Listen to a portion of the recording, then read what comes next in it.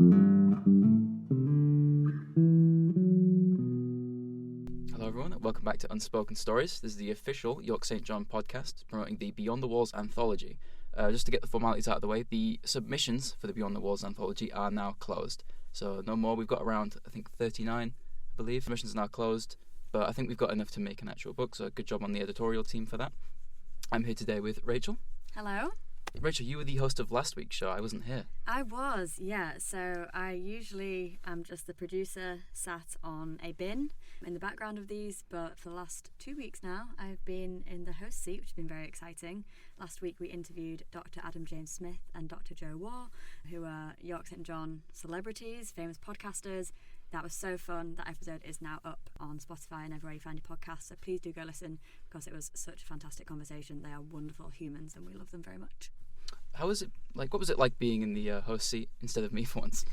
Absolutely terrifying. Well, you know how I feel. Yeah, truly, truly terrifying. Before they walked in, I was like a nervous wreck because they're two people that I really look up to and I really admire. They're both so smart. I want to be them when I grow up. Well, you were like singing their praises all the time before we had them on the show. It's like, well, I'm too intimidated by them. I don't want to be on like a show with people who actually know how to podcast. So why don't you do it instead of me? But I had Joe for Theorising Literature, Power and Identity last year in second semester, and she was just wonderful. She was just one of those lecturers who just made a module that obviously could be quite difficult and covered a lot of heavy things. She just made it so interesting and engaging, and those seminar rooms were just such a great place to be. Like everybody had something to say and she really like drew it out of people, and so yeah, she was just like a really inspiring person to be around. Adam is hilarious and he's never actually directly taught me, but he taught Claire, who was the other co-host last week. She had him for Dawn of Print and it was like a really similar thing. Like his teaching style was just fantastic and she obviously got a lot out of that. So it just makes the university experience so much better when you're being taught by such sort of high quality people. Absolutely. So what was it like interviewing them? Do you think you had like good chemistry with the nerves getting in the way, things like that? I hope so, yeah. I was just like buzzing every single time I made one of them laugh because like praise from a teacher is always great, right? Always. So yeah, I think it went really well. Like we had like a strong list of questions that we really wanted to ask them to kind of stay on theme, to talk about their podcast. For those of you who don't know, Adam Smith and Joe Waugh, they have a podcast where they talk about satire. It's absolutely fantastic. I just listened to their most recent episode the other day and I was just almost crying with laughter at one point. So, and they've got 60 episodes of that now. They really are professionals when it comes to that. So we spoke a lot about that, and then we had like a fun section at the end where both Claire and I got to ask them both about their sort of special interests, because we knew that both of them kind of had mutual special interests to us. So that was just a really fun kind of bonding experience as well. So please do go listen to that episode. I'm very, very proud of it. So that sounds fun. So you were at the showcase, I believe it was a few days ago? Yeah, so on Monday the 11th of March we did a student showcase, which again was in aid of the Beyond the Walls Anthology. So the events and marketing team from our module set up that event, which is fantastic. It was in the Creative Centre at York St John, which if you haven't been is a really wonderful space, and whenever there's an event on there, like it's just a really lovely place to be. So yeah, so they got performers from around the university to come and perform. It was mainly a lot of poetry. There's some prose poetry, spoken word. One of our peers, Ollie, he played his ukulele alongside a poem as well, which was really great. So there was a lot of people like on our course who were doing it, right? Yeah, so several, so Ollie and Laura from our course, they both performed. They were both absolutely wonderful. I've had the privilege of being in a lot of creative writing seminars with them and hearing their work before, and it was so nice to then see it actually like performed in like a proper setting rather than just in a seminar room as well. They're both wonderful and their work is fantastic. But yeah, so that was really fun. I was really happy that a few of my friends came down because myself and Claire, who were on last week's podcast, we got interviewed on stage. Yeah. How was that?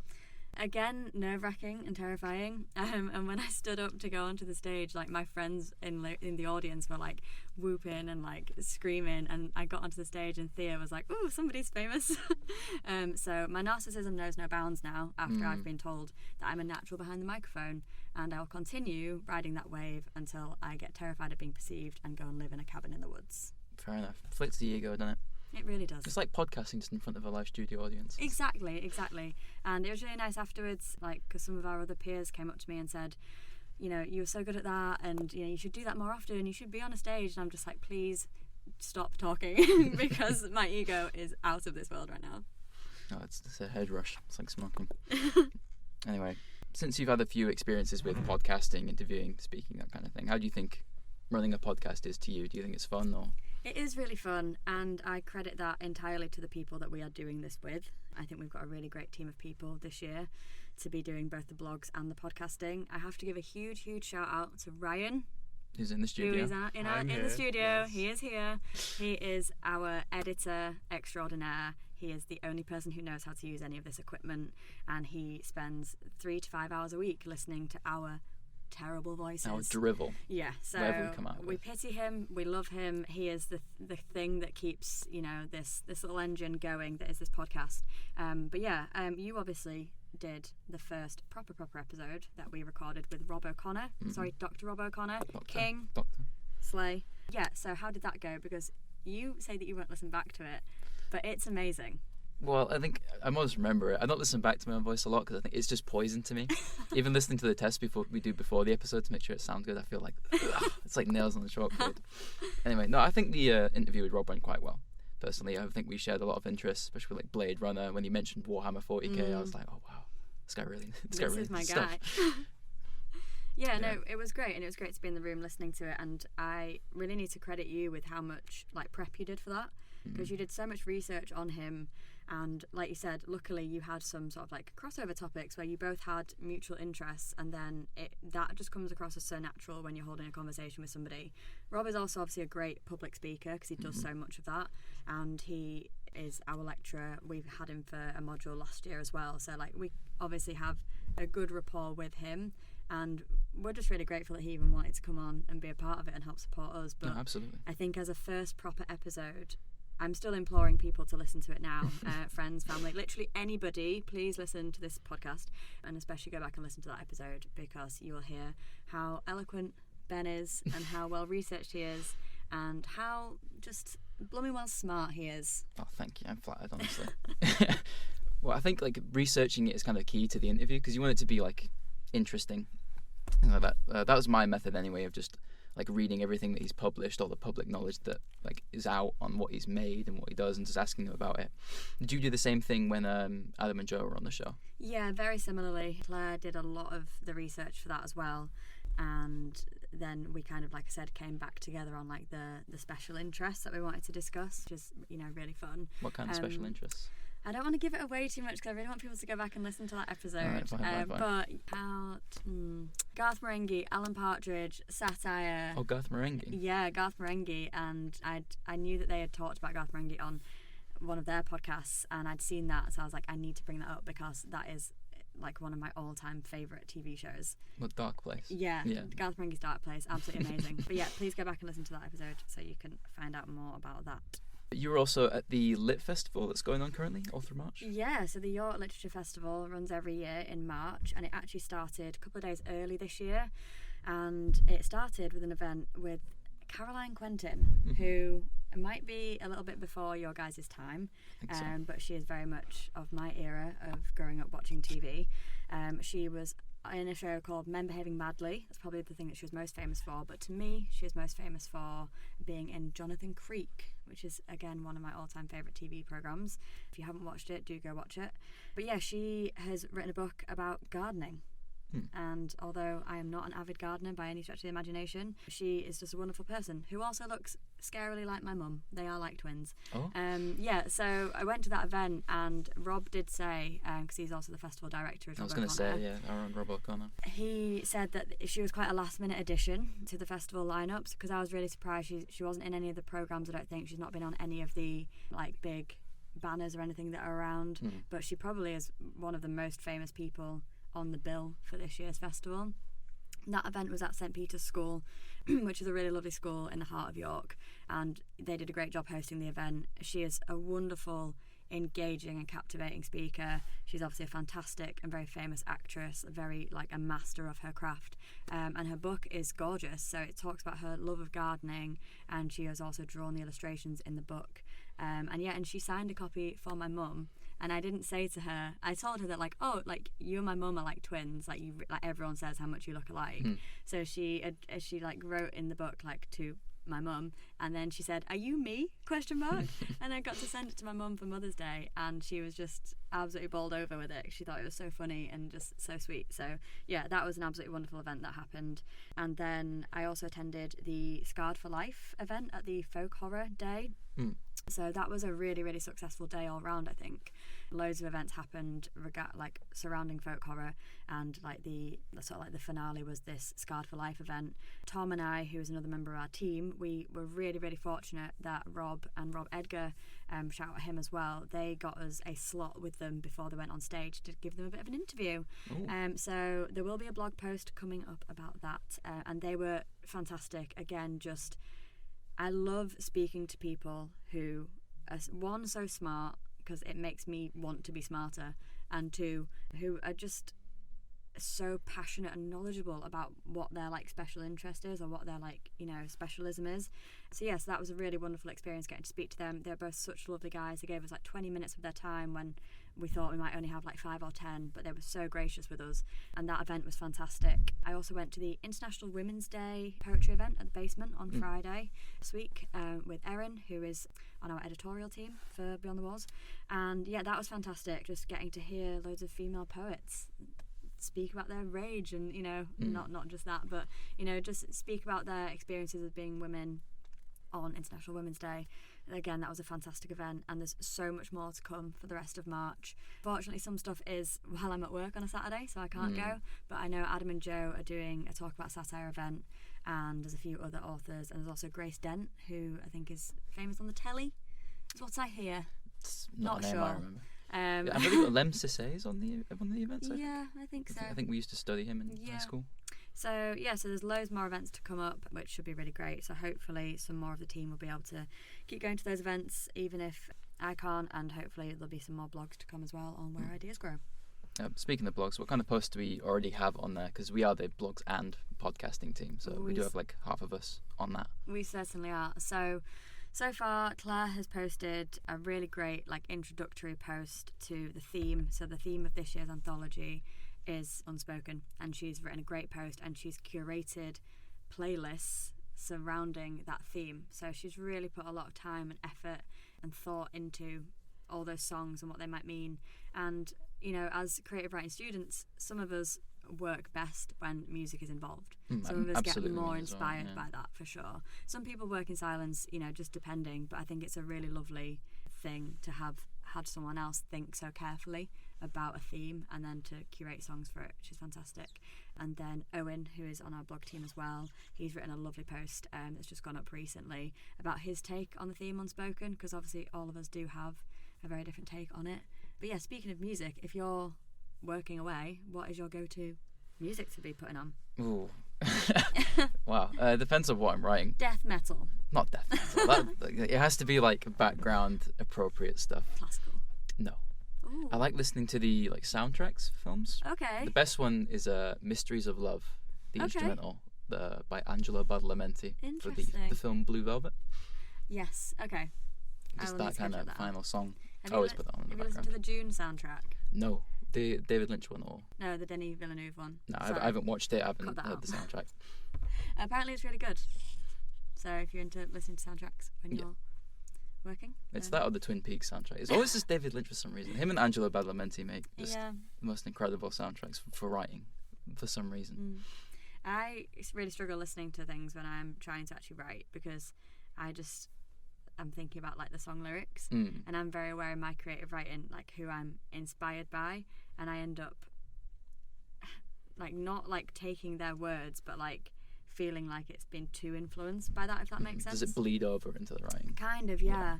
And sometimes that's great, because I enjoy getting the compliment that oh, this sounds like Taylor Swift wrote it, or whatever. That is great to me, but obviously I want to have my own voice as well. But yeah, sometimes if I find that I'm listening to, I think The National are a really great example of that as well. They're a band that I really, really love, and their lyricism is just incredible and so thought-provoking. But then I feel, if I'm listening to too much of them, then that really seeps into it as well. So I think sometimes you've got to separate the things that you love from also the things that you're trying to create as an individual. That's why I listen to more instrumental stuff, really, because then the words don't really muddle what's going on in your head, or things like that. Speaking of Unspoken, What does Unspoken mean to you? Oh gosh, so we talked about this at the showcase. This is one of the questions that we were asked on stage, and shout out Claire because she had such a poignant answer. You know, it's a lot to do with grief for her. Not that I want to speak for her now, but I really did like sort of her take on it.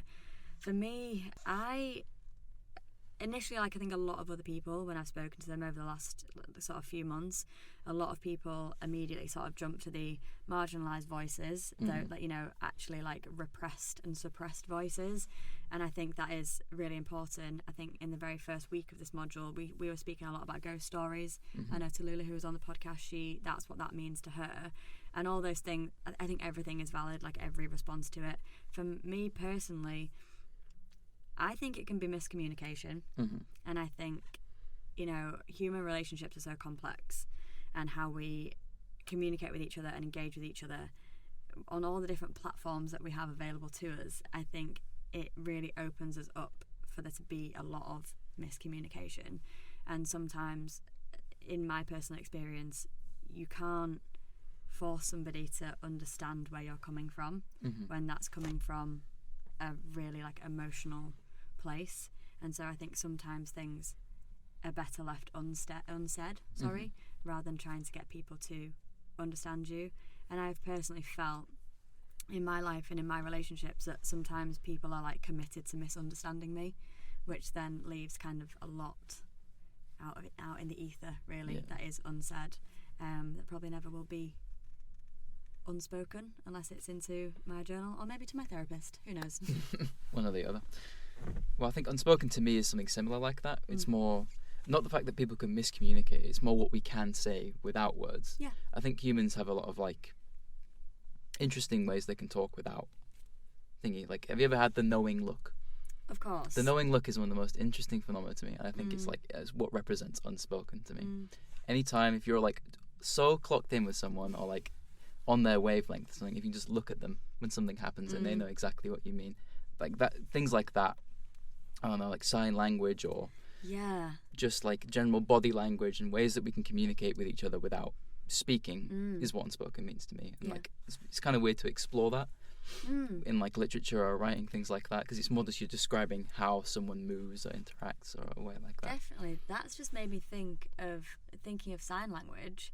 I can't remember if you were in the lecture where Rob spoke about Raymond Antrobus, who is the poet. the British Jamaican poet, who is Big D deaf, and he uses sign language and illustration of sign language in his anthologies, which I think is like really incredible, and it really works. But yeah, he's obviously a fantastic poet. But it made me think of that, and yeah, you're totally right. You know, speaking, or the unspoken, isn't actually just about speech, isn't actually just about the sounds that come out of our mouths. You know, you can't invalidate somebody who uses sign language to communicate as not a proper communicator or a speaker. Yeah, it's interesting stuff, honestly. So I think on that note, I think we should wrap the show up for today. Not without a few quick fire questions though, Ben. Oh God. All right. Let's get into it. Okay, so before we started recording this, we had a very fun little conversation about karaoke. Purely hypothetical. Purely hypothetical. But I think this is just I just love asking people this question, and I think it'll stand the test of time. Ben, what is your go-to karaoke song? Good Vibrations by the Beach Boys. Anything else? Girls on Film by Duran Duran. Of course! It's just both sensational songs. Yeah, but I don't like admitting it. I love, and I am going to age myself here, but I really love going for an Avril Lavigne song. I love Belting Out Skater Boy. Complicated. Give that to me. Give me that microphone and 10 pints, and I won't get off the stage. Good Lord. What are you currently reading? Currently reading. It's a book called Playing the Bass with Three Left Hands by Will Carruthers. Okay, what's that about? Playing the bass with three left hands? Yeah, somehow. Will Carruthers was the bassist for the bands Spacemen 3, Spiritualized, and the Brian Jonestown Massacre, and it's basically just a memoir by him on his experience with joining all those three bands, which I'm very much into. It's quite interesting. A lot of it's about like his experiences with psychedelics and like interacting with the bands that are so heavily influenced by drugs and stuff like that, and his like how he evolved through all that. But it's an interesting book. I love a good music memoir. I'm really interested in pursuing that next year. I don't know if you're going to try and write anything for your maybe dissertation or one of your research modules on music memoir, because I think we'll have the opportunity to do that next year. I think I was thinking of doing like a satire type magazine for my dissertation. Interesting. So that's what you're currently reading. What are you currently watching? What's your go-to TV? Ooh. I'm rewatching Twin Peaks, another David Lynch classic, with my girlfriend who keeps asking who the killer is every episode. And I always say I can't tell you because it would ruin it. But Phil, like other than Twin Peaks, a show that I'm watching for the first time is Shogun. I think it's just come out. It's on Disney Plus by FX. It's based on like feudal Japan, that era. Oh, cool. Which has always interested me. It's not historically accurate, though, I've heard. It's just kind of based on a novel, which surprised me. Oh. What is your latest film watch, cinema or at home? I can't remember. I think Fargo. I think I rewatched Fargo, the film, because Yeah. I just finished the TV show as well. Yeah. A lot funnier than I remember it being. You forget that it's like meant to be a dark comedy. Yeah, I still haven't watched the film, but you and I have spoken at length about Fargo, the TV show, which is fantastic. One of my favourites, I think. Same, like definitely up there for me. I have also just very recently finished watching the entire season. I would say that last season is probably up there for me. Spoiler alert, just skip the Chris Rock season if you haven't watched Fargo. It gets better towards the end, I think. Yeah, but as it's wrapping up, but overall, in comparison to the other 4 seasons, it is incredibly weak. Yeah, like if you're putting it against, especially if you're pitting it against season 1, because Billy Bob Thornton really steals the show, and you see Martin Freeman play a role that like he's never really played before, and he's obviously such a phenomenal actor. But yeah, I think season 1 and season 5, probably season 3. 2, 3, and 5 my favourites. 2, 3, and 5, yeah, it's just a great show. But yeah, I haven't actually watched the original film by the Coen brothers, but I do keep meaning to. I'm currently trying to watch Dune, but my attention span is just absolutely shot at the moment, so I'm finding it really difficult. But I really want to go see Dune 2, so obviously I need to watch the first one as well. So yeah, so trying to do that. I've just finished reading a book called Good Material by Dolly Alderton, who's a fantastic writer, one of my favourites, and I'm currently staring at a pile probably a couple of feet high of unread books and not knowing which one to pick next, and then thinking, oh, I also have loads of assignments to do for uni, so I should probably do the reading for that instead. But yeah, I think that's a very classic uni student conundrum, isn't it, really? Well, it's better to read what you want to read than what you have to read. So yeah, and they do always say, and they remind us on our course, that the more you read, the better the writer that you become, and I think that is really true. Ben and I are both taking script writing as well, and we're being encouraged to read a lot of film scripts, which obviously is kind of a different kind of reading. Yeah, it's much like short form in a way, but like compacted down. You can't just go into long lengths about descriptions and things. Yeah, it's all just dialogue. Exactly, and again, the more scripts that we read, hopefully the better script writers we will become as well. So yeah, I feel like semester 2 always ends up being the better semester. I don't know, things seem to just be a bit more fun, and I think we're lucky in that we've got this great module that we're doing now and doing this podcast for, and then script writing as well. I think there's so much room for creativity and expression, which I think is a fantastic thing. Yeah. So I think on that note, we will actually wrap it up this time. Thank you, Rachel. You're more than welcome. Absolutely. Just to go through the formalities again, the submissions for the anthology are now closed. We do have more events coming up, more blog posts as well, so keep an eye out for those. Thank you for listening. And the anthology itself should be released sometime in mid-May. We'll obviously keep you posted on these podcasts and on the blog as well, and social media, about when the actual release date will be. Being published by Valley Press, who are an independent publisher, who I think they've published all of the Beyond the Walls anthologies. Yeah, so it's an actual book that people can buy with actual real life money. So it's really exciting. That's coming out mid-May, and there'll be more podcasts to come after we've had our Easter break, where we're knee deep in assignments, and there's more blog posts to come as well on where ideas grow. So thanks so much for listening, guys.